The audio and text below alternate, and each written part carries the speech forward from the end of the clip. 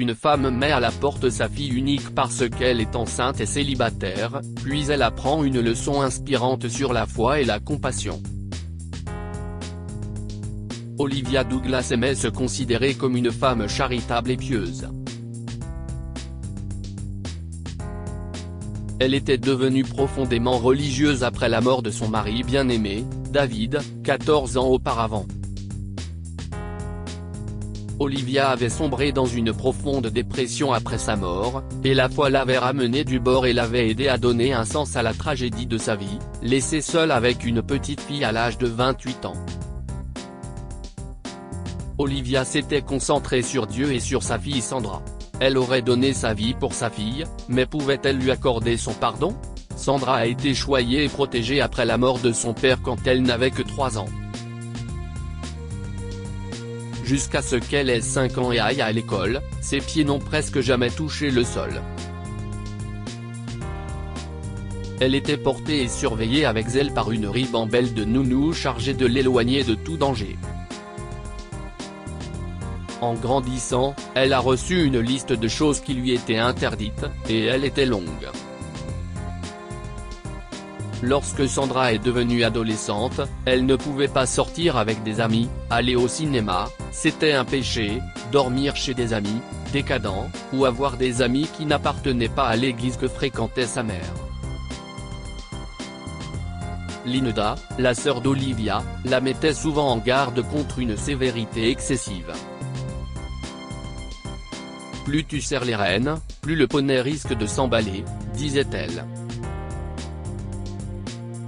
Mais Olivia pressait ses lèvres en une fine ligne. « Occupe-toi de tes propres enfants, Linda, et laisse-moi élever ma fille comme je l'entends. » En privé, elle pensait que sa nièce et son neveu ne serviraient à rien. Quand Sandra a eu 17 ans, elle a tenté de se rebeller contre les restrictions de sa mère, et les conséquences ont été désastreuses. La fille protégée et naïve a commencé à sortir avec un bad boy dangereusement attirant et l'inévitable s'est produit. Sandra a été séduite, mise enceinte et rapidement enlarguée par son petit ami. Olivia était enragée quand sa fille en sanglots est venue la voir. « Quoi ?» a-t-elle crié. « Enceinte ?» Sandra tremblait et pleurait, mais elle a hoché la tête. « Oui » a-t-elle chuchoté. « Espèce de petite traînée » a crié Olivia. « Tu as péché. Comment as-tu pu aller à l'église en sachant ce que tu faisais, espèce de créature dégoûtante. S'il te plaît, maman » a sangloté Sandra. « S'il te plaît, j'ai tellement peur. Tu devrais » a crié Olivia. « J'étais vierge quand j'ai épousé ton père, tu entends. J'étais pure. Et toi ? 17 ans et une sale traînée. Je veux que tu sortes. » Dehors. « Maman » sanglote Sandra. « Je ne comprends pas. Tu me dégoûtes » a crié Olivia. « Je veux que tu sortes de chez moi, va faire ton enfant de la honte ailleurs. Tu es coupé du monde, tu entends ? Tu n'auras pas un centime de mon argent. » Sandra sort en courant de la maison et se dirige vers son seul refuge, la maison de sa tante. « Tante Linda » cria-t-elle en entrant en courant. « Aide-moi, s'il te plaît, ne me jette pas dehors. » Linda fronce les sourcils. « Te jeter dehors ? » demande-t-elle, déconcertée. « Pourquoi est-ce que je te mettrais à la porte ? Je suis enceinte » chuchote Sandra, honteuse. « J'ai péché. Maman m'a jeté dehors. S'il te plaît, aide-moi. Bien sûr, je vais t'aider » s'exclame Linda. « Tu resteras avec moi jusqu'à ce que ta mère reprenne ses esprits. Toi et ton bébé êtes les bienvenus ici. »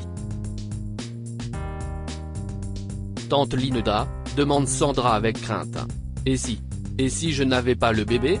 Je connais une fille à l'école qui ne l'a pas fait.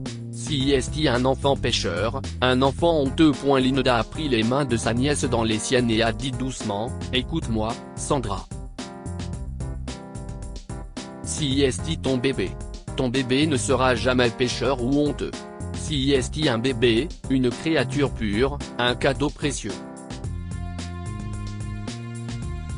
Je sais que tu crois en Dieu, mon amour, n'est-ce pas? Oui, a chuchoté Sandra.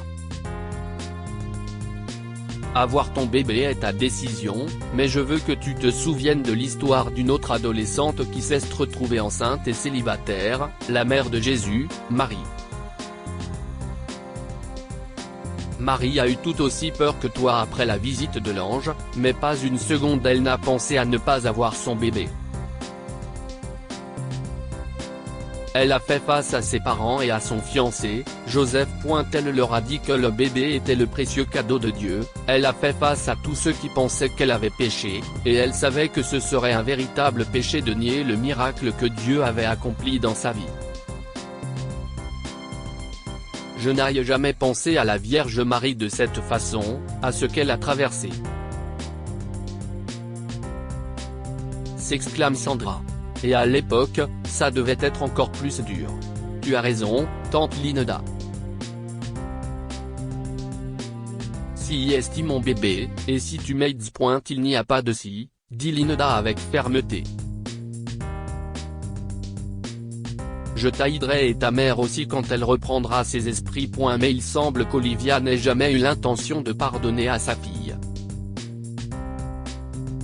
La première chose qu'elle a faite après le départ de Sandra a été d'appeler son avocat et de rédiger un nouveau testament excluant sa fille et tout enfant qu'elle pourrait avoir de l'héritage de son important patrimoine. 2 jours plus tard, elle est allée à son église et s'est confiée à son pasteur. Elle s'épanche sur toute l'histoire et pleure amèrement, « Mon propre enfant, une pécheresse, une femme libre. Je l'ai mise à la porte et je l'ai rayée de mon testament. Je ne lui pardonnerai jamais cela, jamais. » Oh, Olivia, a dit le pasteur doucement. Il y a tellement de colère dans ton cœur. Toi qui es une vraie croyante, tu sais que dans la Bible, il y avait une mère célibataire qui a trouvé du réconfort et du soutien dans sa famille. Penses-tu que lorsque la Vierge Marie a dit à ses parents qu'elle attendait le Sauveur, ils l'ont chassé de la maison? Et peut-être était-il difficile pour eux de croire que l'enfant avait été conçu sans péché. Mais malgré tout, ils ont donné à leur enfant l'amour et le soutien dont elle avait besoin, et si est ainsi que nous sommes sauvés. Comment pouvez-vous, vous qui professez croire au message d'amour et de charité de Jésus, faire moins? Aimez votre fille, Olivia, et donnez-lui et à ce précieux enfant qu'elle met au monde tout l'amour et le soutien dont ils ont besoin. Vous verrez que ce bébé est un précieux cadeau de Dieu. Lorsque le pasteur a fini de parler, Olivia pleurait. Elle est rentrée chez elle et a passé la nuit à genoux, priant et remettant en question son propre droit. 2 jours plus tard, Sandra a reçu une lettre de sa mère, et les documents qui l'accompagnaient prouvaient qu'elle avait transféré son argent au nom de sa fille. La lettre disait, « Ma très chère, tout ce que je veux, si est que toi et ton bébé ayez tout ce dont vous avez besoin. Tu seras une mère merveilleuse. J'espère que tu me pardonneras. » Sandra a laissé tomber la lettre et a couru jusqu'à la maison de sa mère. Quand Olivia a ouvert la porte, Sandra a jeté ses bras autour d'elle, en sanglotant. « Je t'aime maman, je suis tellement désolée de t'avoir déçu. Non, mon amour, » a dit Olivia. Si est moi qui t'aille déçu. Mais je te promets qu'à partir de maintenant, je serai là pour toi et le bébé. Lorsque Sandra a accouché, Olivia était là, à ses côtés, lui tenant la main, et elle a été la grand-mère la plus adorée de son petit-fils, David. Que pouvons-nous apprendre de cette histoire? Nous ne devons jamais nous détourner de nos enfants, tout comme Dieu ne se détourne jamais de nous, quelle que soit la manière dont nous péchons.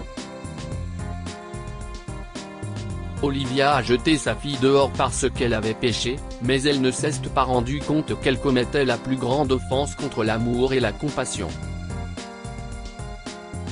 Pardonnez, car le pardon est le chemin de la paix intérieure et du bonheur durable. Sandra n'a jamais hésité à pardonner à sa mère son manque de gentillesse. Partagez cette histoire avec vos amis. Elle pourrait égayer leur journée et les inspirer. Si vous avez aimé cette histoire, découvrez celle d'une femme qui recherche ses parents biologiques qui l'ont abandonnée à la naissance, et seul son père vient à sa rencontre. Cette histoire est inspirée de la vie quotidienne de nos lecteurs et rédigée par un écrivain professionnel. Toute ressemblance avec de véritables noms ou lieux est une pure coïncidence. Toutes les images sont utilisées uniquement à des fins d'illustration. Partagez votre histoire avec nous. Elle changera peut-être la vie de quelqu'un. Si vous souhaitez partager votre histoire, envoyez-nous un mail à info@amomama.com.